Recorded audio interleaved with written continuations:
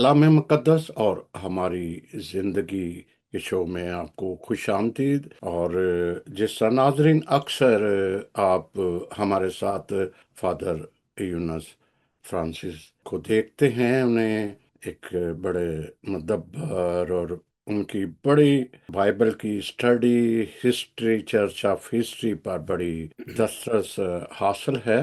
तो मैं उन्हें वेलकम कहता हूँ। फादर जी, आपको वेलकम कलाम मुक़द्दस और हमारी ज़िंदगी में। जी, सनसन भाई शुक्रिया बहुत बहुत आपका इस प्रोग्राम में बुलाने के लिए। बहुत शुक्रिया।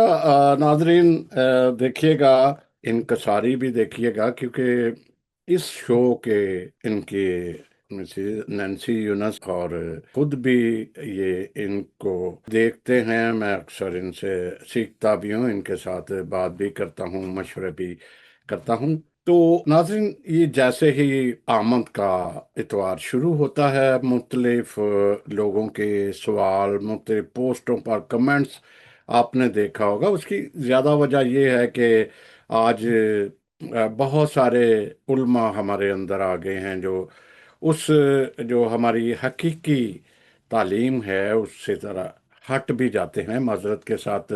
चूँकि हमारा मकसद होता है कि आपके सामने बाइबल के पस मंज़र में या उसकी हकीकत में जाया जाए। और आज हमने ख़ास टॉपिक ये चुना है कि नाज़रीन, आप सब जानते हैं कि क्रिसमस की ख़ास अलामात हैं। जिस तरीके से हम सबसे पहले चरनी और भी बहुत सारी अलामात हैं। क्रिसमस दो फेमस हैं, बहुत सारे स्टार भी हैं, लेकिन आज हमने ख़ास बात करनी है चरनी और चरनी में पाए जाने वाले किरदारों के बारे में क्या है। तो मैं एक हवाला पहले पढ़ना चाहूँगा लूका का, कि गडरिये बियाबान में भेड़े चरा रहे थे तो फरिश्ता उनमें आ मौजूद हुआ और उसने उन्हें बड़ी बशारत दी। और फिर कहा कि आज दाऊद के शहर में तुम्हारे लिए एक मनज्जी पैदा हुआ। वो मसीह खुदावंद है और इसका निशान तुम्हारे लिए ये होगा कि तुम एक नन्हे बच्चे को कपड़े में लिपटा और चरनी में पड़ा हुआ पाओगे। और कुछ दिनों पहले एक गीत था कि आओ चरनी से जाएं, तो एक कमेंट भी आया कि आज चरनी का क्या है, यीशु तो आ गए हैं। ये सारा कुछ रखते हुए मद्देनजर, फिर क्रिसमस के रखते हुए मैंने फादर यूनुस फ्रांसिस से बात की। तो चूंकि वो ऑलरेडी रिसर्च भी कर रहे हैं, बहुत सारी उन्होंने किताबें भी लिखी खास पॉइंट पर। पहले तो ये भी सवाल किया जाता है कि बाइबल मुकद्दस में, अंजील मुकद्दस में या बाइबल में, ओल्ड टेस्टामेंट और फिर न्यू टेस्टामेंट में कहाँ लिखा हुआ है कि क्रिसमस हमें मनाना चाहिए, या कोई ऐसी रवायात पाई जाती हैं। तो जी, फादर यूनुस फ्रांसिस साहब। जी, थैंक यू सनसन भाई, आपका और इस प्रोग्राम के लिए बुलाने का कि आज हम बहुत अहम मौजू पर बात करने वाले हैं और हम बात करेंगे कलाम मुकद्दस की रोशनी में कि वहाँ पे क्या लिखा है और इसका फिर क्या हमारे कलीसिया में ये कैसे आए और इसका क्या मतलब है, और हमारी रूहानी ज़िंदगी के लिए क्या हम जो कुछ इन दिनों में करते हैं या जो अलामात वगैरह हम इस्तेमाल करते हैं, जैसे कि आपने ज़िक्र किया, आपको जगह जगह पे एडवेंट रीद नज़र आएगी, क्रिसमस ट्री नज़र आएंगे, आपको चरनी नज़र आएगी। तो ये सब अलामात कहाँ से आईं, कैसे आईं, और क्या इनका कोई इल्मी, अमली या रूहानी पहलू भी है या नहीं, या कि ये महज डेकोरेशन है या इनके पीछे कोई और मकसदियत और मानवियत भी पाई जाती है। दो सवाल हैं जिनका हम अक्सर तज़किरा सुनते हैं इन दिनों में। वो एक तो ये कि क्या क्रिसमस मनाने का हुक्म बाइबल मुकद्दस में है या अनाजील में है। तो इसका सादा सा जवाब होगा कि अनाजील में क्रिसमस मनाने का हुक्म हमें नहीं मिलता। लेकिन मैं, ये तो मुख्तसर जवाब है, लेकिन इसके साथ ही दूसरा सवाल जो हम कर सकते हैं कि क्या क्रिसमस कलाम मुकद्दस में है, तो इसका बड़ा वाज़े जवाब है कि क्रिसमस कलाम मुकद्दस में है। اس کو ہم کیسے دیکھ سکتے ہیں کہ ہم کہتے ہیں کہ کرسمس ایک تہوار ہے، ایک عید ہے، ایک خاص دن ہے جسے منایا جاتا ہے۔ کسی بھی تہوار کو منانے کے لیے کچھ لوازمات، کچھ وجوہات یا کچھ محرکات کا ہونا ضروری ہے۔ یعنی کہ آپ کوئی بھی تہوار مناتے ہیں تو ان کے پیچھے ایک خاص واقعہ، کوئی خاص واقعہ یا کوئی خاص شخصیت ہوتی ہے جس سے اس تہوار کو یا اس دن کو منسوب کیا جاتا ہے۔ تو اگر ہم اس نقطۂ نظر سے دیکھیں کہ کرسمس ایک تہوار ہے، اس کے پیچھے ایک خاص واقعہ ہے، وہ واقعہ جو آج سے 2000 سال سے زیادہ قبل روپذیر ہوا، اور ایسا واقعہ کہ جس نے دنیا کی تاریخ بدل دی، اہم واقعہ۔ دوسرا، اس کرسمس منانے کے پیچھے ایک اہم شخصیت ہے، ایک اہم واقعہ بھی ہے، ایک اہم شخصیت بھی ہے۔ تو جب ہم کرسمس کا ذکر کرتے ہیں یا کرسمس ہم مناتے ہیں تو ہم اس واقعے کو بھی یاد کرتے ہیں اور ہم اس شخصیت کو بھی یاد کرتے ہیں۔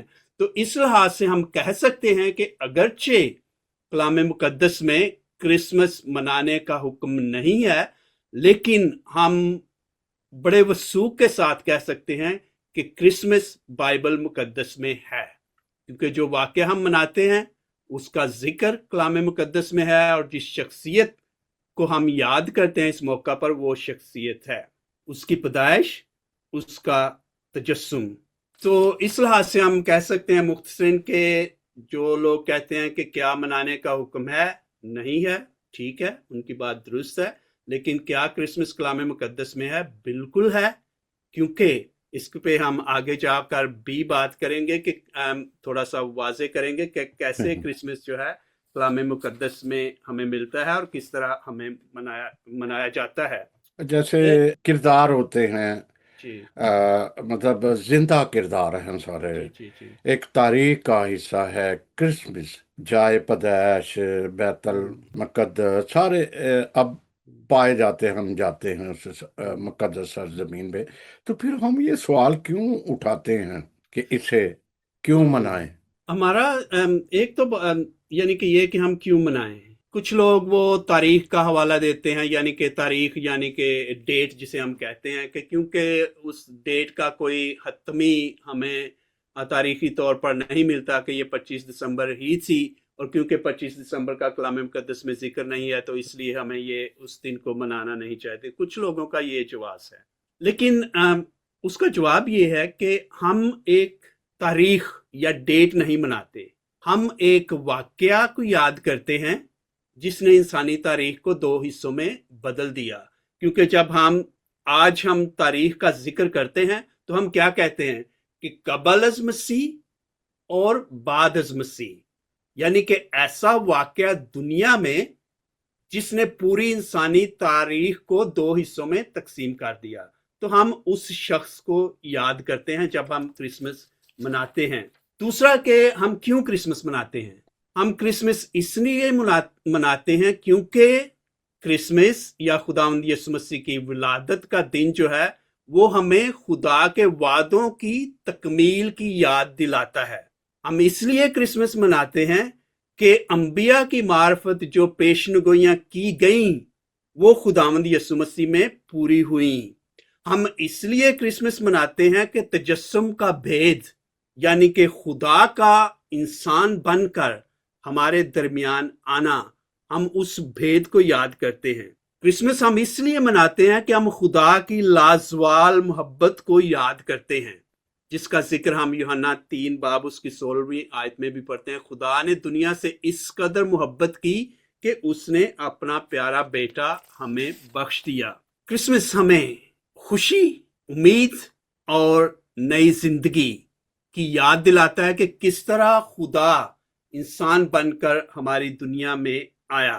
کرسمس ہم اس لیے مناتے ہیں کہ ہم دیکھتے ہیں کہ خدا بلا تفریق، بلا فرق کے پوری کائنات کے لیے زندگی اور نجات کا پیغام بن کر آیا۔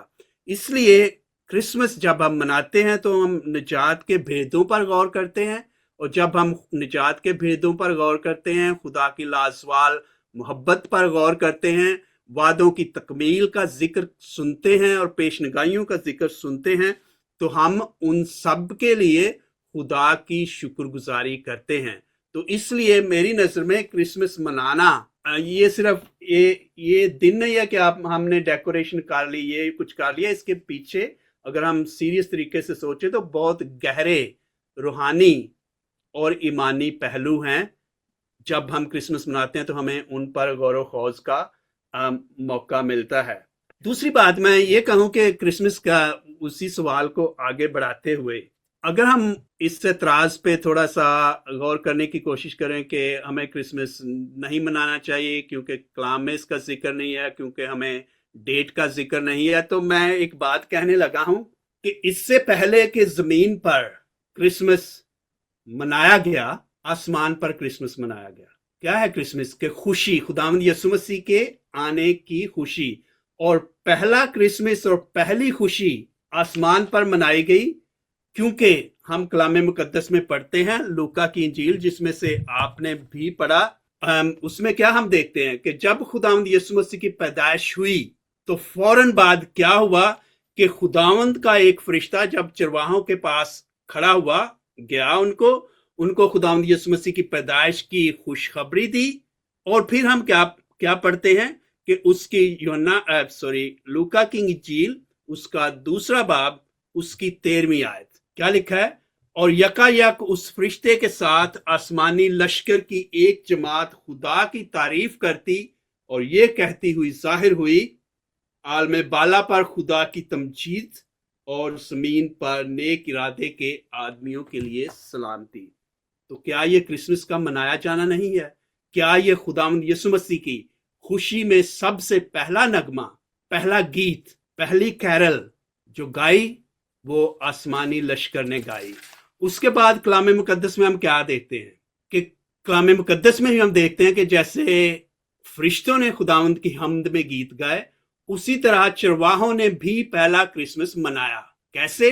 کہ جب ان کو خوشخبری سنائی گئی تو انہوں نے کیا کہا کہ آؤ ہم جا کر دیکھیں جس کی ہمیں خوشخبری دی گئی ہے۔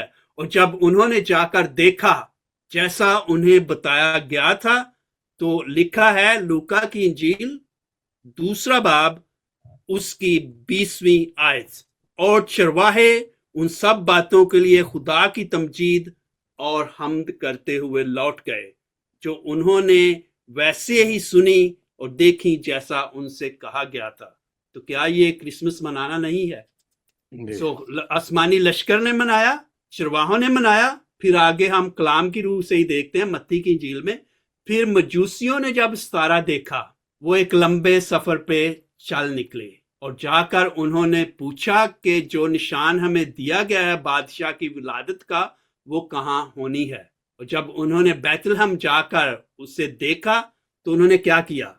انہوں نے پہلے گر کر سجدہ کیا اور پھر اپنے تحفے اسے پیش کیے۔ تو کیا یہ کرسمس منانا نہیں ہے؟ تو ہم دیکھتے ہیں کہ کرسمس منانے کی روایت جو ہے وہ تو کلام مقدس سے انجیل میں ہی شروع ہو گئی۔ بعد میں جب ہم اس کلام کو پڑھتے ہیں، خدا کے کلام کو پڑھتے ہیں، اس پر غور و خوض کرتے ہیں، تو ہم آسمانی لشکر میں شامل ہوتے ہیں، ہم چرواہوں کے ساتھ مل کر، ہم مجوسیوں کے ساتھ مل کر، ہم فرشتوں کے ساتھ مل کر کرسمس مناتے ہیں۔ اس بات کو میں کنکلوڈ کروں گا یوں 2-3 فکروں میں۔ اگر یسوع کی پیدائش پر آسمانی لشکر کا خدا کی تعریف کرنا اور یہ کہنا عالم بالا پر خدا کی تمجید ہو اور زمین پر نیک ارادے کے آدمیوں کے لیے امن، اگر یہ کرسمس منانا نہیں ہے تو کیا ہے؟ اگر فرشتے کا چرواہوں کو یسوع کی پیدائش کی خوشخبری دینا اور ان کا یسوع کا دیدار کرنے اور اس کی خدا کی تمجید اور حمد کرتے ہوئے لوٹ جانا کرسمس منانا نہیں ہے تو کیا ہے؟ اور اگر آسمان پر ستارے کا ظہور، ستارہ دیکھ کر مجوسیوں کا اسے دیکھنا اور سب کچھ، اپنا وطن، اپنا ملک، اپنے خاندان چھوڑ کر ایک لمبے سفر پر نکلنا اور اس کی جائے پیدائش یا اسے دیکھ کر، اسے ڈھونڈ کر اس کے آگے سرنگوں ہونا، سجدہ کرنا اور اپنے قیمتی تحائف دینا کرسمس نہیں ہے تو کیا ہے؟ جی تو یہ سب کچھ کلام مقدس اس سے پہلے کہ انسان منائے، کلام مقدس سے باہر ہٹ کر کلام مقدس میں ہی اس کی ولادت کی خوشی منائی جا رہی ہے۔ واضح جی، اگر عام ہم لیتے ہیں تو ایک ایسا ایونٹ کہ پوری دنیا کا، پورے انسانیت کے لیے وہ ایک نجات کا پیغام، ایک امن، آشتی، بھائی چارہ، محبت کا پیغام لے کر آئے، تو ہم اس کا دن کیوں نہ منایا جائے؟ پرانے عہد میں بہت ساری ایسے ڈیز جو ہیں ان کا ذکر بھی آتا ہے کہ وہ منائے جی گئے، ہم آئے جا رہے ہیں، یہودی آج بھی ان کو فالو کرتے ہیں، ہم بھی کئی چیزیں ان میں سے ایسی فالو کرتے ہیں۔ تو ہم تھوڑا سا آگے یہ بڑھتے ہیں کہ ساتھ کرسمس کے ساتھ بہت ساری علامات جی جو ہیں وہ جڑی ہوئی ہیں، جو ایک ہمارے کلچر کا حصہ اب بن چکی ہیں۔ تو اگر آپ اس پہ بات کریں کہ ہم اپنے اصل آج کا جو ہمارا ٹاپک ہے اس کی طرف چلے جائیں، پہلے آپ علامات کا اگر ذکر کریں جی جی تو میں آج جو ہمارا اصل ٹاپک ہے اس کی طرف بڑھتا ہوں۔ جی جی جی پچھلے حصے سے ایک فکرہ صرف ایڈ کرنا چاہتا ہوں جی کہ جی پہلا کرسمس جو ہے ہم، دراصل بیت الہم میں منایا گیا۔ پہلا کرسمس بیت الہم میں منایا گیا، جس میں ہم، مقدس یوسف، مقدسہ مریم کے ساتھ ساتھ فرشتے، آسمانی لشکر، چرواہے اور مجوسی بھی شریک تھے۔ جی ٹھیک ہے، بے شک بے شک۔ اب ہم آتے ہیں ہمارا جو آج کا جو خاص موضوع ہے، مرکزی موضوع جسے ہم کہہ سکتے ہیں کہ وہ ہے کہ ہم چرنی کیوں بناتے ہیں، جی اس کا مقصد کیا ہے، ہم، اس میں جو کردار پائے جاتے ہیں جس کا میں نے ہم۔ مختصراً پہلے ہی ذکر کیا ہے۔ تو تو اس کو پہلے ہم، جیسے میں نے حوالہ بھی پڑھا جی لوکا دوسرا باپ، اس کی جو 12ویں آیت پڑھی کہ چرنی میں کپڑے میں لپٹا پاؤ گے۔ تو جی جی اس چرنی کا جو ایک کنسیپٹ ہے یا اس کی اہمیت کو پہلے دیکھتے ہیں، پھر ہم کرداروں کی طرف چلتے ہیں کہ اس کی کیا افادیت، کیا اہمیت کیا ہے، چرنی کی جو ہم چرنی بناتے بھی ہیں۔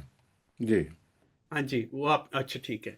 اچھا، چرنی کا یہ بڑی دلچسپ بات ہے کہ جیسے لوگ کرسمس کے بارے میں تو لفظ ہمیں کلام مقدس میں نہیں ملتا، لیکن دلچسپی کی بات ہے کہ چرنی کا لفظ ہمیں کلام مقدس میں ملتا ہے۔ ہم نے سنا، آپ نے جو شروع میں حوالہ پڑھا، تو دراصل چرنی کا لفظ لوکا کی انجیل میں 4 مرتبہ استعمال کیا گیا ہے۔ 3 مرتبہ خداوند یسوع مسیح کی ولادت کے حوالے سے لوکا کی انجیل میں دوسرا باب 7ویں آیت، دوسرا باب 12ویں آیت، دوسرا باب 16ویں آیت، اور پھر 13واں باب اس کی 15ویں آیت میں چرنی کا لفظ نہیں ہے، لیکن یونانی میں جو لفظ استعمال کیا گیا ہے لوکا کی انجیل میں چرنی کے لیے، ایگزیکٹلی وہی لفظ یونانی میں لوکا کی انجیل اس کا 13واں باب 15ویں آیت میں استعمال کیا گیا، لیکن وہاں اس کا ترجمہ تھان کیا گیا ہے۔ لیکن انگلش میں سیم ہی لفظ، جس کے لیے چرنی کے لیے انگریزی کے مختلف تراجم میں جو لفظ استعمال کیے گئے ہیں، ان میں مینچر، سٹول، کرب، یہ تینوں سے تھے ہم زیادہ واقف ہیں، لیکن ایک اور لفظ اس کے لیے استعمال ہوتا ہے، فیڈنگ ٹراف۔ تو جو یونانی لفظ ہے وہ ہے فانتھے، PHATNE، فتنے، جو یونانی کا لفظ ہے، اور اسی کا ترجمہ اردو میں چرنی کیا گیا ہے لوکا کے دوسرے باب میں، لیکن 13ویں باب میں اس کا ترجمہ تھان کیا گیا ہے۔ تو اب چرنی سے کیا مراد ہے؟ اگر آپ یونانی لفظ کی روح سے اس کی ڈیفینیشن دینے کی کوشش کریں تو اس سے مراد ہے کہ گھر میں جو لوگ مویشی یا جانور وغیرہ رکھتے ہیں ان کے لیے کھانے کی یا چارہ جو ڈالا جاتا ہے، چارہ ڈالنے کی جگہ۔ تو میں جب اس پہ غور کر رہا تھا تو میرے ذہن میں آیا، ہمارے جو میں گاؤں سے ہوں، مریم آباد سے، تو وہاں پہ ہمارے گھر میں مویشی اور جانور وغیرہ تھے، تو تقریباً گاؤں میں ہر گھر میں آپ دیکھیں تو ایک لفظ ہم جو استعمال کرتے ہیں کھرلی، तो चरनी का दूसरा जो पंजाबी में तर्जमा है वो खुरली भी हो सकता है। जब आप इस यूनानी लफ्ज़ के पर गौर करते हैं तो इससे मुराद यही है कि जानवरों को खाना देने या उनको चारा डालने की जगह। तो ये कि चरनी का थोड़ा सा पस मंज़र हम कह सकते हैं ये है। अब दिलचस्पी की बात यह है कि जब पहली दफ़ा हम देखते हैं कि चरनी का लफ्ज़ लूका की इंजील में इस्तेमाल किया गया, दूसरा बाब उसकी 7वीं आयत, उसमें लिखा है और उसका पहलौता बेटा पैदा हुआ और उसने उसे कपड़े में लपेट कर चरनी में रखा। यानी कि ये जगह जिसे हम चरनी कह रहे हैं ये ऑलरेडी वहां पे मौजूद थी। ये खुदावंद यीशु मसीह की पैदाइश के लिए नहीं बनाई गई, खास तौर पर वो वहां पे मौजूद थी। जब बेटा पैदा हुआ तो मुकद्दस मरियम और मुकद्दस यूसुफ ने उस बेटे को लपेट कर, क्योंकि वो एक हिसाब से एक बेड की तरह ही बनी हुई थी ना, क्रिब की तरह जगह, तो लपेट के उन्होंने उसे वहां पर रख दिया। अब वहीं से फिर वो चरनी बनाने की रवायत जो है वो आगे आगे चलती है, आगे बढ़ती है।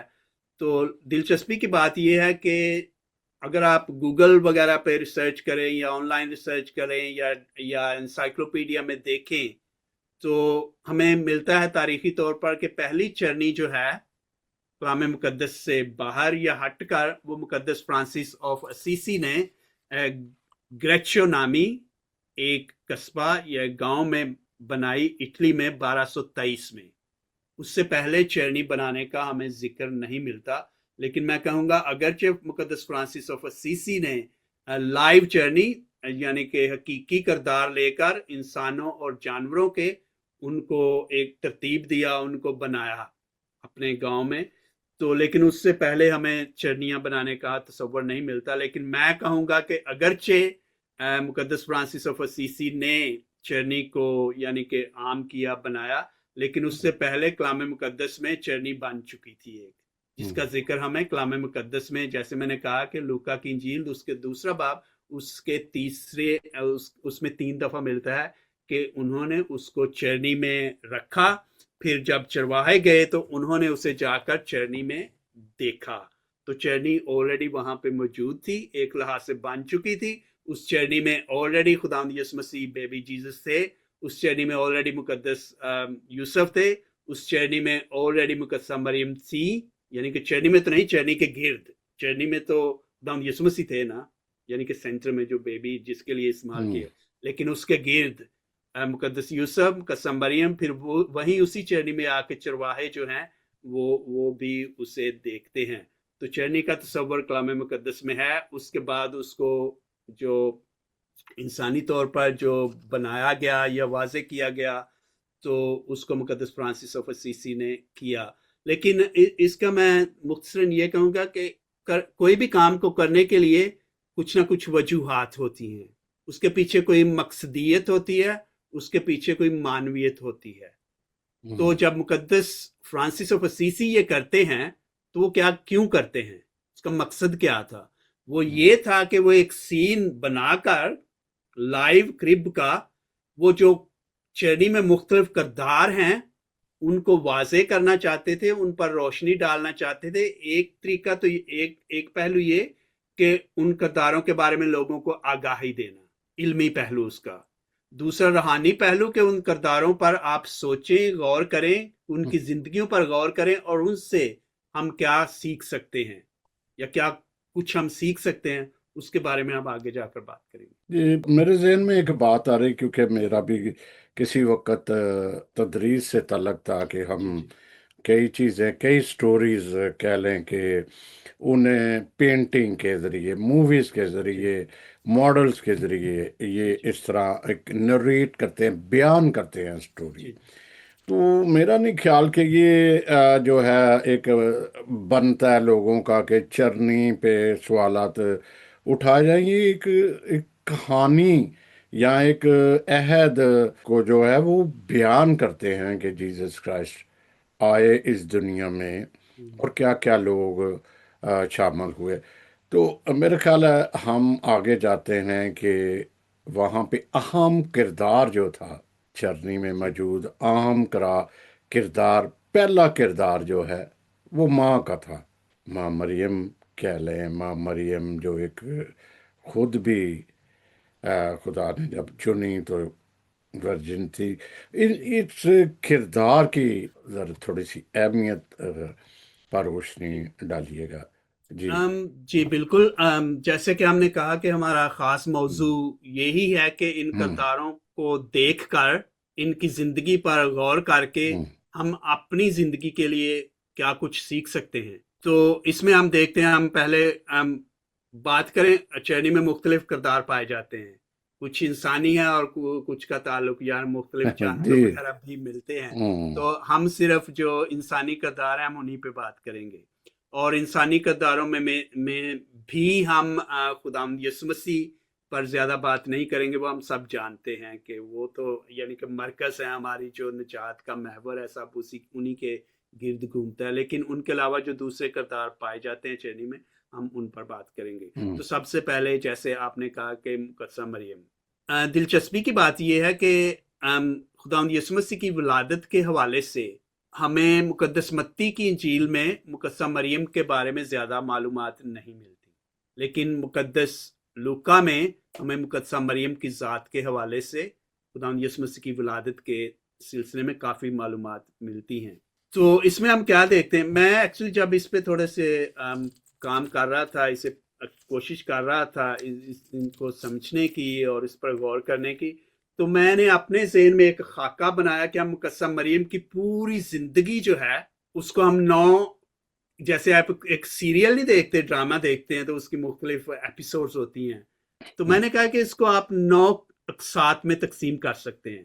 میں ڈیٹیل میں نہیں جاؤں گا، لیکن مختصراً یہ کہ پہلی قسط میں ہم کیا دیکھ سکتے ہیں، فرشتے کا پیغام، مقدسہ مریم کا رد عمل، جب فرشتہ خدا مقدسہ مریم سے آ کے ہم کلام کرتا ہے، مقدسہ مریم کا گھبرانا، ان کا سوچ میں پڑ جانا اور ان کا یہ سوال کرنا کہ یہ کیسے ہوگا، اور پھر فرشتے کا جواب اور مقدسہ مریم کا اقرار اور یہ کہنا کہ دیکھ میں خداوند کی بندی ہوں، میرے لیے تیرے قول کے موافق ہو۔ پہلی قسط۔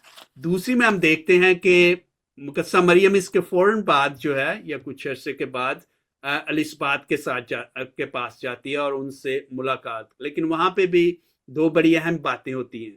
الصبات کہتی ہے کہ تو عورتوں میں مبارک ہے، بہت بڑی بات۔ اور پھر مقدسہ مریم کا نغمہ مریم، جسے ہم کہتے ہیں میری جان خداوند کی بڑائی کرتی ہے، یعنی کہ اور میری روح میرے نجات دینے والے خدا سے خوش ہوئی۔ تو اس کے بارے میں بھی ہم دیکھتے ہیں کہ مقدسہ مریم کا کردار جو ہے، اس کی خاصیت جو ہے یا ان کی صفات جو ہیں وہ ہمارے سامنے آتی ہیں۔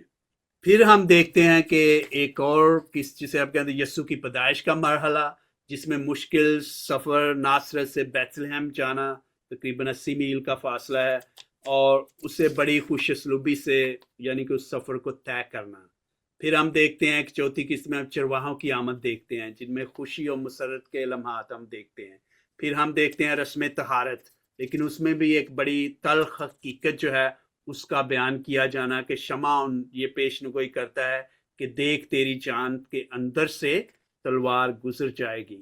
اور پھر ہم دیکھتے ہیں کہ جب خداوند یسوع مسیح 12 سال کے ہیں، مقدسہ مریم اور مقدس یوسف جب ہیکل کو جاتے ہیں اور خداوند یسوع مسیح کا گم ہونا، اور پھر وہاں پہ جا کر ان کو ڈھونڈنا، اور خداوند یسوع مسیح مقدسہ مریم کا کہنا کہ بیٹا تم نے ہم سے ایسا کیوں کیا، اور خداوند یسوع مسیح کا کہنا کہ تم مجھے کیوں ڈھونڈتے تھے۔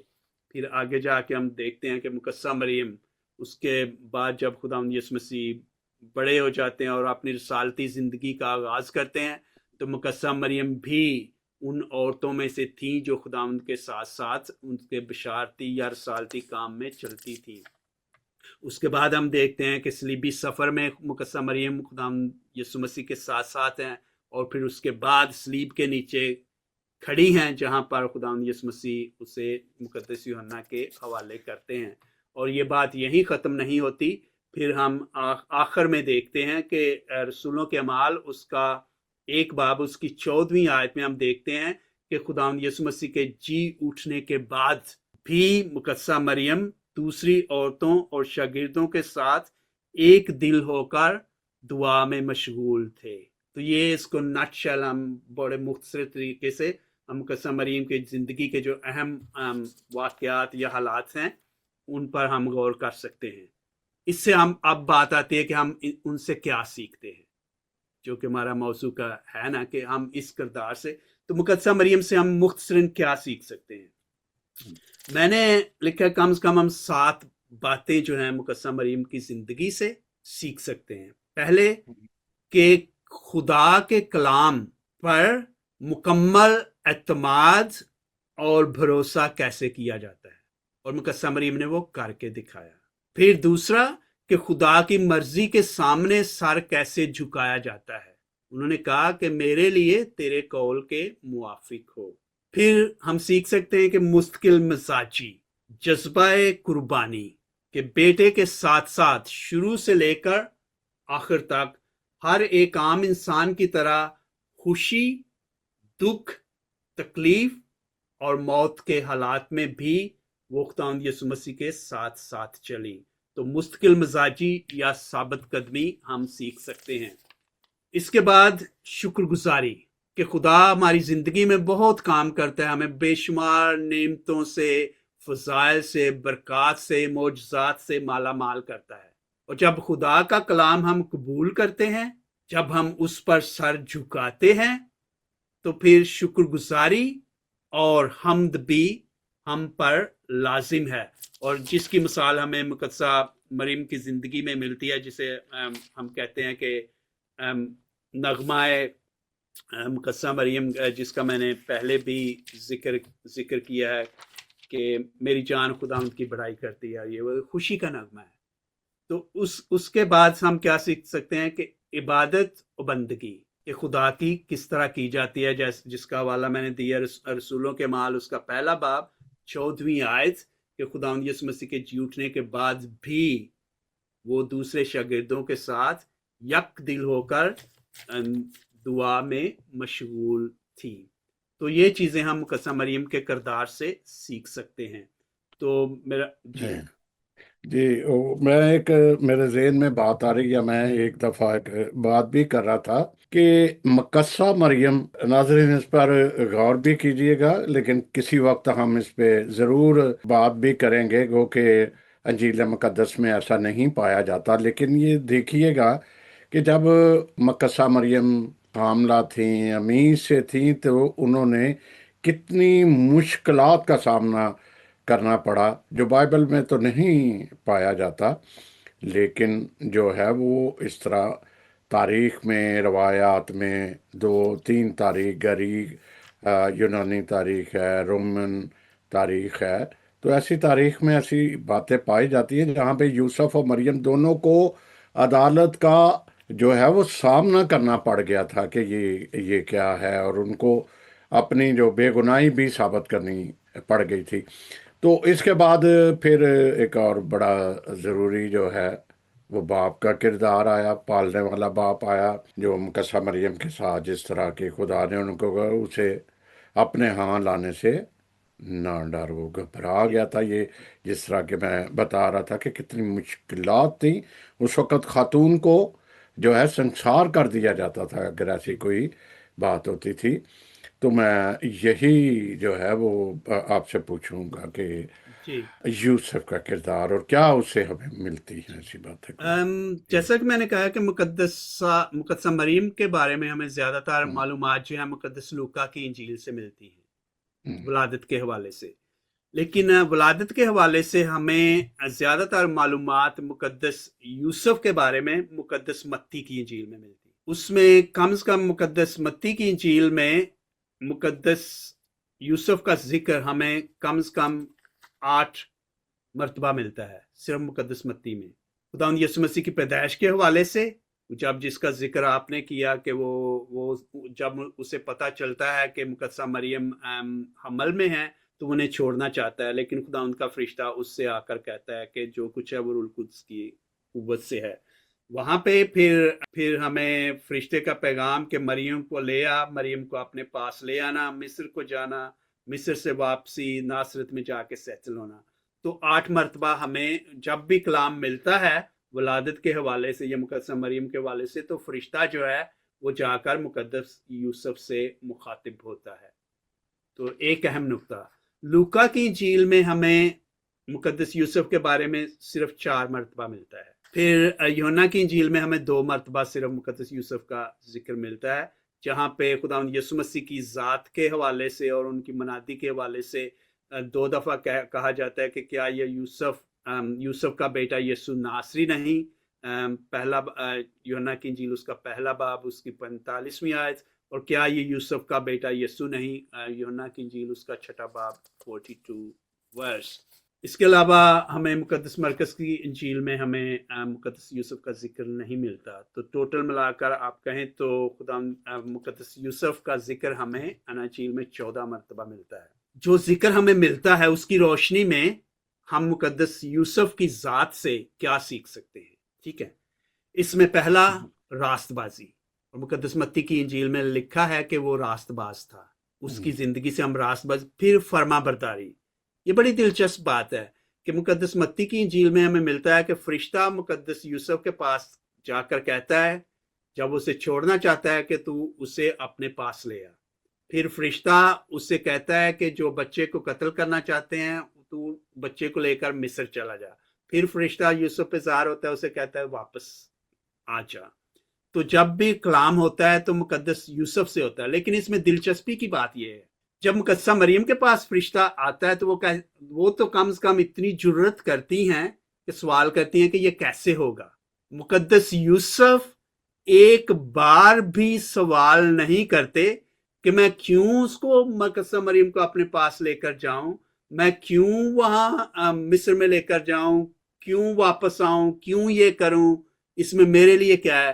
وہ رات کو فرشتہ خواب میں اس سے کلام کرتا ہے، صبح اٹھ کے یوسف صاحب بڑی آرام سے بڑے سکون سے جیسا خدا نے کہا وہ کر دیتے ہیں۔ تو it's a very powerful example of تابع داری، فرما برداری خدا کے کلام سے، بلا جھجک بنا سوال کیے خدا کی مرضی کو قبول کرنا۔ ایک بات، دوسرا ہم ان سے مستقل مزاجی، جس کا آپ نے ذکر کیا کہ انہیں بہت سی تکلیفوں کا یا چیلنجز کا سامنا کرنا پڑا، ٹھیک ہے، وہ جس کا ہمیں کلام میں بھی ذکر ملتا ہے۔ تو ان تمام تر تکالیف کے باوجود بھی ثابت قدم رہنا، ہمیں کہیں بھی مقدس یوسف خدا سے کوئی گلہ، کوئی شکوہ یا شکایت کرتے نظر نہیں آتے۔ ناصرت سے بیت لحم جانا، بیت لحم سے مصر، مصر سے واپسی، وہاں سے بیت لحم، بیت لحم سے پھر ناصرت، پھر وہاں سے پھر ہم دیکھتے ہیں کہ جب وہ ہیکل میں خداوند یسوع مسیح گم ہو جاتے ہیں، وہاں بھی مقدسہ مریم کہتی ہیں بیٹا تو نے ہمارے ساتھ ایسا کیوں کیا؟ مقدس یوسف ایک لفظ بھی نہیں بولتے، ٹھیک ہے، یعنی کہ مستقل مزاجی اور فرما برداری انتہا کی حد تک۔ اسی کے ساتھ آپ کہہ سکتے ہیں کہ خدا کی رضا کو قبول کرنا، جیسے خدا نے اسے کہا اس نے کیا۔ اس کے بعد فائنلی ہم کہہ سکتے ہیں کہ ایک مثالی باپ، انہوں نے جس طرح ہو سکا ایک دنیاوی باپ، پالنہار باپ ہوتے ہوئے خداوند یسوع مسیح کے ساتھ ساتھ رہے، جہاں تک ہمیں کلام مقدس میں ان کا تذکرہ ملتا ہے۔ اور لاسٹ ٹائم ہمیں یہی ملتا ہے کہ جب وہ یروشلم میں ہیکل کو جاتے ہیں، خداوند یسوع مسیح 12 سال کے تھے، تو اس وقت تک تو ہمیں ملتا ہے کہ مقدس یوسف زندہ تھے اور ان کے ساتھ تھے، مثالی باپ۔ اس کے ساتھ مثالی خاوند بھی، کہ مقدسہ مریم کے ساتھ وہ جتنی دیر رہے، جتنا انہوں نے سفر کیا، وہاں پہ انہوں نے ہمیں ان کے کوئی شکوہ شکایت کی کوئی ہمیں کہیں بھی کوئی ذکر نہیں ملتا۔ اور ایک اور مثال ہمیں جسے میں سم اپ کرتا ہوں لاسٹلی، کہ انہوں نے اپنی خودی، اپنی ذات یا اپنی خواہشات، ظاہر ہے ان کی بھی ہوں گی نا، جب فرشتہ انہیں کہتا ہے کہ تو یہ کر وہ کر، وہ اٹھ کے تو چلے جاتے ہیں بالکل جیسے انہیں کہا گیا، تو اپنی ذات، اپنی خواہشات کو وہ دوسروں کی عزت اور تکریم پر قربان کر دیتے ہیں۔ میرا لاسٹ پوائنٹ یہ ہے مقدس یوسف کے حوالے سے، تو ان کی زندگی سے بھی ہم بہت کچھ سیکھ سکتے ہیں۔ فائنلی راست بازی، فرما برداری، مستقل مزاجی، خدا کی رضا کو قبول کرنا، ایک مثالی باپ تھے، ایک مثالی خاوند تھے۔ जी आगे चलते हैं। गडरियों पर बड़े सारे सवालात जी उठे हुए हैं कि वो माशरे के इस तरह के थे। उनके बाद जैसे फरिश्ते ने खबर दी तो एकदम फिर वो देखने के लिए वहाँ रवाना हो गए। तो गडरियों की क्या आम माशरे में क्या अहमियत थी, और वहाँ पहुँचना और पैगाम, सबसे पहले फरिश्ते का पैगाम जो है वो, बिशारत का पैगाम जो है वो गडरियों तक पहुँचना। जी ये एक और भी बात करूँ, क्या आप तो करेंगे, ज़रूर करेंगे, कि मजूसियों को उस तारे से वो एक इल्म जी खुदा ने खबर दी सितारे के जरिए, लेकिन यहाँ पे गडरियों पे फरिश्तों ने आए, जो एक जी सॉन्ग भी कहते हैं, जो जी सॉन्ग भी क्रिसमस का सॉन्ग भी कहते हैं हम पीस का गाते हम्म, हुए, वो आए और गडरियों को पैगाम दिया। ये बड़ा एक सोचने का बड़ा अहम नुक्ता हम्म, है। जी। हम्म। इसमें हमें दो चीजें मिलती हैं, दोनों को हमें दोनों अनाजील के तनाजुर में देखना चाहिए कि मुकद्दस लूका जो वो अपना जो कलाम है या अपनी जो खुदावंद यीशु मसीह के इस दुनिया में आने की जो वजह है, निजात का पैगाम तो है सबों के लिए, हम्म, लेकिन उनका फोकस जो है या उनका जोर जो है वो इस बात पर है कि वो जो मुआशरे के रद्द किए हुए या गुनहगार लोग थे उनके लिए आए। वो तो सारी अनाजील में है, लेकिन कुछ होता है कि एक बात होती है कि हम बात को एक अंदाज से करते हैं, लेकिन कुछ बातें हम ज्यादा जोर देकर करते हैं, फोकस देकर उनको हाईलाइट करने के लिए। तो मुकद्दस लूका इस बात को हाईलाइट करते हैं कि खुदावंद यीशु मसीह के आने का मकसद हर उस शख्स के लिए आना था जो गुनहगार थे, जो रद्द किए हुए थे, जिनका माशरे में कोई मकाम नहीं था, जिन्हें जिन्हें लोग जो है वो धत्कारते थे। और इसकी मिसाल हमें मुकद्दस लूका की इंजील में ही मिलती है, जब खुदावंद यीशु मसीह अपनी रसालती जिंदगी का आगाज करते हैं। हम देखते हैं कि लूका की इंजील उसका चौथा बाब उसकी 18वीं आयत, उसमें क्या लिखा है? रूहे खुदावंद मुझ पर है, इसीलिए उसने मुझे मसा किया कि मस्कीनों को खुशखबरी दूं। उसने मुझे इसलिए भेजा कि कैदियों को रहाई और अंधों को बिनाई और कुचले हुओं को आजादी बख्शूं। तो हम कह सकते हैं कि चरवाहों का शुमार भी उन्हीं कुचले हुए, गुनहगार, रद्द किए हुए लोगों में होता है। तो खुदा की नजात का मंसूबा जब जब खुदावंद यीशु मसीह की सूरत में इस जमीन पर मुकम्मल होता है, तो मुकद्दस लूका के मुताबिक वो खुशखबरी सबसे पहले मुआशरे के रद्द किए हुए, धत्कारे हुए लोगों तक पहुंचती है, और वो भी फरिश्तों के जरिए। फादर जी, यहाँ पे एक स्पेशल पॉइंट आता है जी कि ये जो बेड़ें थीं, ये खास बेड़ें होती थी जो कुर्बान गाह पे या जो कुर्बानी दी जाती थी, और ये जो गडरिये भी जो गलाबानी करते थे, ये बड़े मखसूस किस्म के गडरिये थे। क्या इस तरह हमें कोई तारीख में कोई ऐसा रिटर्न हमें मिलता है कि ये खास गडरिये खास थे और ये बेड़े भी? मुमकिन है, ये मुमकिन हम्म, है हम्म, ऐसा हो। वो उसकी जब हम्म, हम कहते हैं ना, कोई भी बात करते हैं तो उसकी कुछ वजूहात, कोई मंतकी, अगर कलाम में उसका जिक्र नहीं है तो हम्म, कलाम की रोशनी में उसकी कोई मंतिक होना चाहिए, और वो मंतिक वो होना चाहिए जो खुदा हम्म, के कलाम के बरअक्स ना हो, बल्कि जी, खुदा के कलाम से मैचिंग करता हो। तो इस लिहाज से मैं ये कह सकता हूं कि ये मुमकिन है, ये बात जो आपने की है ये हम्म, दुरुस्त हो। क्यों? उसकी लॉजिक क्या हो सकती है? लॉजिक ये हो सकती है कि हमें आज के मुआशरे में भी कुछ ऐसे लोग मिलते हैं जो फार्मिंग में काम करते हैं, ठीक है, जमीन पर काम हम्म, करते हैं या जानवरों के जो फार्म वगैरह बनाते हैं। तो कुछ फार्म जो है वो स्पेशलाइज्ड हैं कि किसी स्पेशल जो नस्ल के जानवर हैं उन्हीं को पैदा करना, क्योंकि उनके लिए खास फिर आपको चारा भी चाहिए, उसकी देखभाल भी चाहिए, ये वो। तो आप आम जिंदगी में भी देख लें, जैसे मुर्गियों के फार्म है, उसके लिए भी लोग मुख्तलिफ तरह की मुर्गियां जो हैं, हम्म, या जो घोड़ों की नस्ल की हैं या भेड़ों की, या आज भी ऐसा होता होगा। तो ये इसलिए मुमकिन है कि एक तो क्योंकि ये यरूशलेम के नजदीक थे। बेथलेहम हम्म, जो है वो यरूशलेम से तकरीबन कोई 10-12 मील का फासला है, कोई इतनी दूर नहीं है। تو یہ ایک پریکٹیکلی ایک ریالٹی ہو سکتی ہے کہ جب لوگ بے داغ برے ہیکل میں چڑھانا چاہتے ہیں یا کسی خاص نسل کے، کیونکہ برے کا بے داغ ہونا لازم تھا نا، ہیکل میں وہ جو لاوی تھے یا جو کاہن تھے وہ چیک کرتے تھے پہلے، ٹھیک ہے، تو اس کے لیے یہ ممکن ہے. ایک تو یہ ان کا جو فاصلہ ہے جغرافیائی طور پر نزدیک تھا، تو دوسرے یہ بھی ممکن ہے کیونکہ یہ ایک مارکیٹ کی بھی بات آ جاتی ہے پھر کہ ظاہر ہے آپ ہیکل کے نزدیک ہیں، یروشلم کے نزدیک ہیں، یہاں پہ یہ بزنس زیادہ چلے گا، یہ وہ، تو آپ کی بات میں وزن ہے، یہ جو لوگ کہتے ہیں، تو اس میں منطق بنتی ہے اس کی.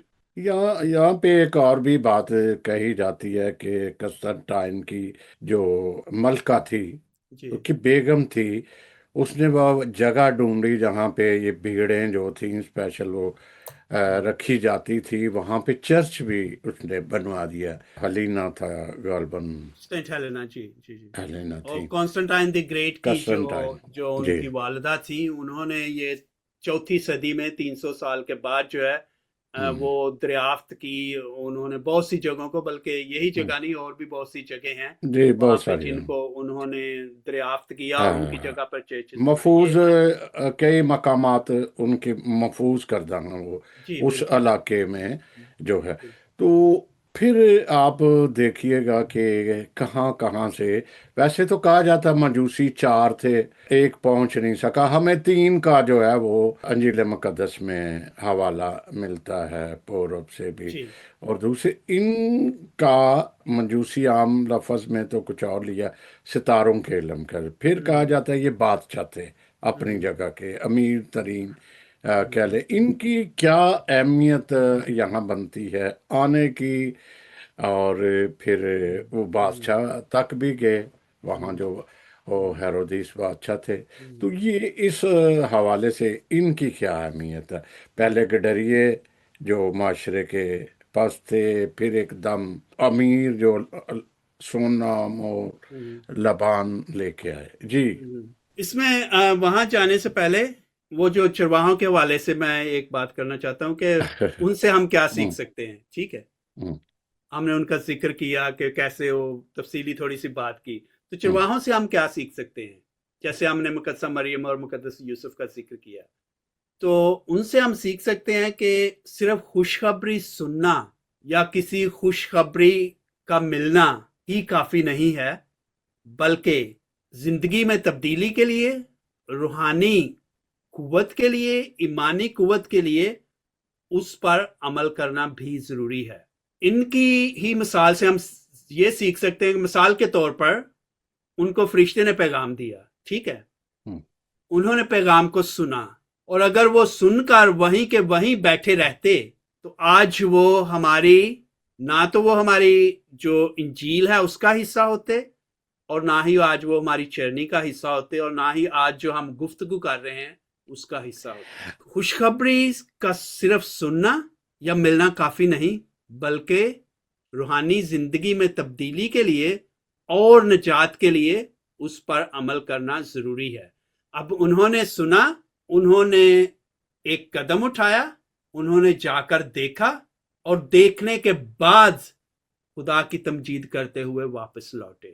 تو اس کا ہماری زندگی سے ہم کیا سیکھ سکتے ہیں کہ صرف کلام کو چرچ جانا، صرف کلام کی باتیں سننا اور اس پر خوش ہونا اور یہ کہنا کہ مجھے خوشخبری مل گئی ہے، یہ میں نے سن لیا، یہ میں نے پڑھ لیا، وہ کافی نہیں ہے، بلکہ نجات کے لیے اور دیدار کے لیے، اس کی ذات کے دیدار کے لیے قدم اٹھانا، عملی قدم اٹھانا بھی ضروری ہے. اب آپ اپنی بات جو آپ کرنا چاہتے ہیں. وہ یہی آپ تقریباً آپ کے ساتھ ساتھ ہی ملتا جلتا ہے کہ پھر انہوں نے اس خوشخبری کو دیکھا بھی اور لوگوں تک بھی آگے جو ہے وہ خبر پہنچائی جی جی کہ جی آج ہم نے کس طریقے سے سارا بیان کیا کہ ہم نے کس طرح سے دیکھا. جی اور جی وہاں پہ بڑا ہلچل ساری مچ ہوں گئی ہوں کہ یہ کیا ہوا. جی جی جی، اب مجوسیوں کی طرف آتے ہاں ہیں. جی. اب ہم آتے ہیں مجوسیوں کی طرف. ہوں، مجوسیوں کی تاریخ وغیرہ یہ وہ ان کے بارے میں تو ہمیں بہت سی چیزیں ملتی ہیں. میں تھوڑا سا فوکس یہی کروں گا کہ جیسا کہ ہمارا عام موضوع ہے کہ ہم کیا سیکھ سکتے ہیں، تو ہوں، اس پہ ہم نے دیکھا کہ जैसा मुकद्दसा मरियम के बारे में, मुकद्दस यूसुफ के बारे में, फिर हमने चरवाहों के बारे में देखा कि अमल करना ज़रूरी है। तो मैं इसी बात को आगे बढ़ाते हुए ये कहूँगा कि सिर्फ हमें ज़िंदगी में बहुत सी ऐसी अलामात मिलती हैं, हमारा मौजू अलामात ही है ना, लेकिन उन अलामात के साथ साथ हम कह सकते हैं कि हमें बहुत सी रूहानी टेस्टिमनीज, गवाहियाँ मिलती हैं हमारी ज़िंदगी। बहुत से लोग गवाहियाँ अपनी बताते हैं कि खुदा ने किस तरह उनकी ज़िंदगी में काम किया। हमें बहुत से मौजज़ात मिलते हैं, निशानात मिलते हैं। मजूसियों को एक निशान मिला सितारे की सूरत में, उन पर जाहिर हुआ आसमान में। उन्होंने वो निशान देखा। वो निशान देखकर उनके दिल में एक तजस्सुस पैदा हुआ, एक ख्वाहिश पैदा हुई, एक जज्बा पैदा हुआ, और उस ख्वाहिश और उस जज्बे के तहत उन्होंने एक अमली कदम उठाया। वो उसकी जुस्तजू में निकले जिसकी तरफ वो निशान इशारा कर रहा था, और उन्होंने उसकी रहनुमाई में सफर किया, और वो हम देखते हैं कि वो हेरोदीस तक पहुंचे। उनको एग्जैक्ट पता नहीं था कि कहाँ है, लेकिन उनके लिए उसको ढूंढना और तलाश करना जरूरी था। उन्होंने किया। फिर वहां से वो उस मकाम तक पहुंचे जहां पे खुदावंद यीशु मसीह थे। वहां उन्होंने जाकर क्या किया? सबसे पहले सजदा किया। कलाम में लिखा है ना, उन्होंने सजदा किया और अपने नजराने पेश किए। तो इसमें भी वो चरवाहों में और मजूसियों में एक बात कॉमन है, मुश्तरक है, एक सिफ्त मुश्तरक है। वो ये कि दोनों को खुशखबरी दी गई, एक को फरिश्ते के जरिए, एक को निशान के जरिए। अगर वो निशान सितारा देखकर हाँ जी बड़ा अजीब लग रहा है, कितना खूबसूरत है, ये तो पहले हमने कभी नहीं देखा, उस पे हैरान होते, उस पे खुश होते, उसके बारे में बातचीत करते और वहीं के वहीं बैठे रहते। एक अमल ये हो सकता है ना। और हमारे साथ ऐसा होता है, हम दूसरों की गवाहियां सुनते हैं, वाह जी वाह बड़ी पावरफुल गवाही है उसकी, लेकिन उस गवाही को अपनी जिंदगी में देखने के लिए या उसका तजुर्बा करने के लिए उस गवाही का सुनना काफी नहीं, बल्कि उस पर अमल करना जरूरी है। और ये मजूसी यही करते हैं।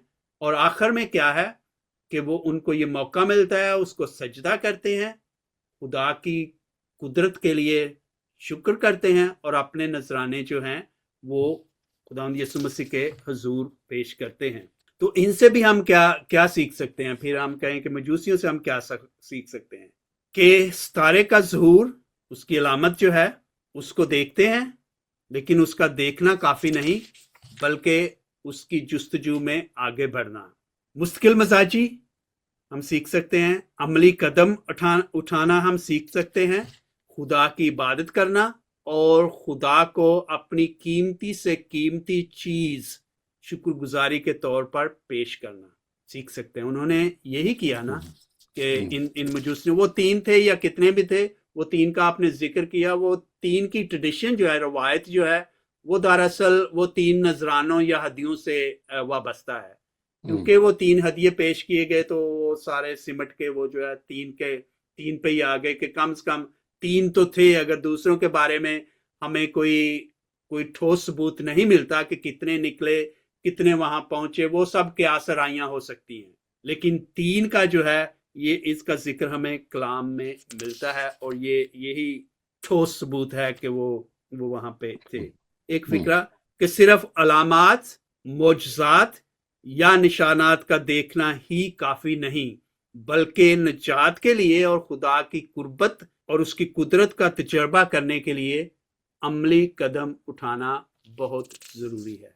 जी वो एक अमूमन जो है वो क्वेश्चन आ जाता है कि सितारा उनकी जो है वो रहनुमाई कर रहा था, उनको रास्ता दिखा रहा था, लेकिन उनका भटक जाना या उनका वहां पे पहुंचकर हेरोदीस से पता लेना, ये कोई खास भेद था जो आश्कार नहीं हो सका, कि बजाय वो मुश्किलात कितनी पड़ गई। वो फिर हेरोदीस के लिए भी बड़ा हो गया कि उसने बच्चों को जो है मरवा भी दिया उस दौर का, जब उन्होंने पूछा कि कोई बादशाह यहाँ पैदा हो रहा, तो वो एक चैलेंज था। इसमें क्या पैगाम कोई ऐसा हमें, या ऐसा कोई हम सोच सकते हैं, या क्या कोई आपको भेद लगता है कुछ? जी। इसमें पहले से ही जो मिलती जुलती बात है, वो हम ये कह सकते हैं कि हम्म। इसमें एक लाहयाती भेद तो ये है, हम्म। जो ईमानी तौर पर जिसे हम समझ सकते हैं, वो ये है कि सिर्फ जैसे मैंने कहा कि खुशखबरी का सुनना ही काफी नहीं। खुदावंद यीशु हम्म। मसीह की पैदाइश का जिक्र जो है वो जहां पर पहुंचे मत्ती की इंजील में हमें मिलता है, और वो जाकर जब जब पूछते हैं, जैसा कि हमने उसका दूसरा बाब हेरोदीस के हवाले से, जब वो हेरोदीस बादशाह के पास गए और उन्होंने वो सारे जो थे आलम फाजल फकीयों को जमा करके और उनसे पूछा कि मसीह का पैदा होना कहाँ है, कहाँ होना चाहिए, तो हम्म। उन्होंने उससे कहा कि यहूदा के बैतलहम में, क्योंकि नबी की मार्फत लिखा है कि ये जो पेशनगोई है। इसमें लाहियाती पहलू ये है कि मजूसियों को निशान मिला, चरवाहों को खुशखबरी दी गई। यहाँ पे कुछ लोग ऐसे भी हैं जिन्हें भी उसकी विलादत की खुशखबरी या खबर मिलती है, जिनमें हेरोदिस बादशाह है, जिनमें सब सरदार काहन और कौम के फकी और फरीसी हैं।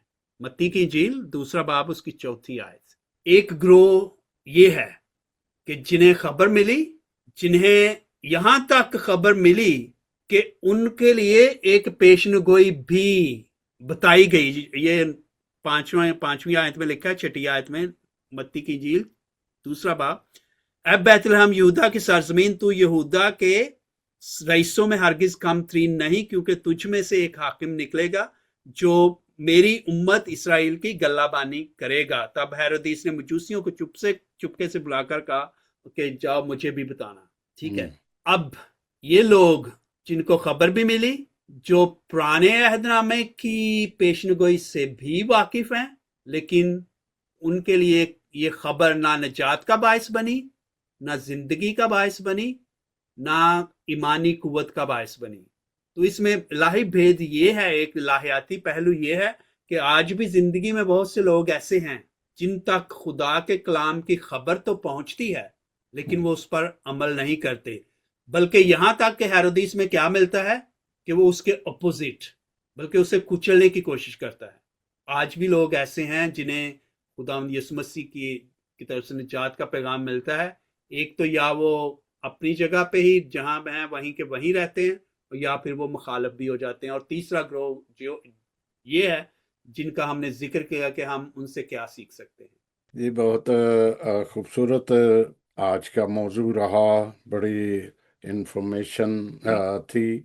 चूँकि वक्त हमें इस वक्त इजाज़त नहीं देता कि हम क्वेश्चन, बहुत सारे सवालात हैं, आगे आगे बढ़ें।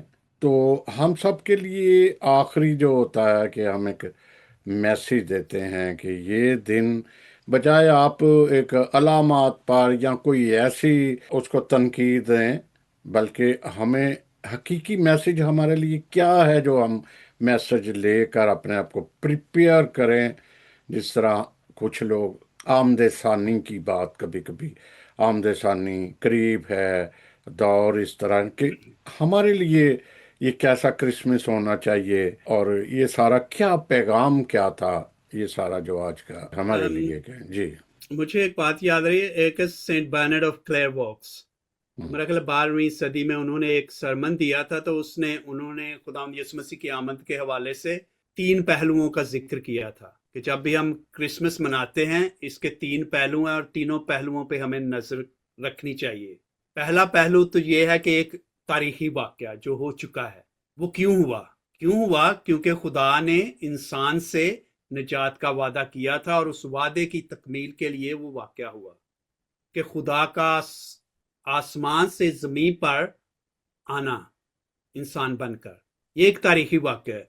लेकिन आप जितनी बार इस पे गौर करें, हम तो क्रिसमस की बात कर रहे हैं, एक दिन की, बल्कि ये क्रिसमस तो हमें हर रोज मनाना चाहिए इस वाक्य को, क्योंकि क्रिसमस का ताल्लुक खुदावंद यीशु मसीह की पैदाइश से है, हम्म। तजसीम से है, खुदावंद के वादों की तकमील से है।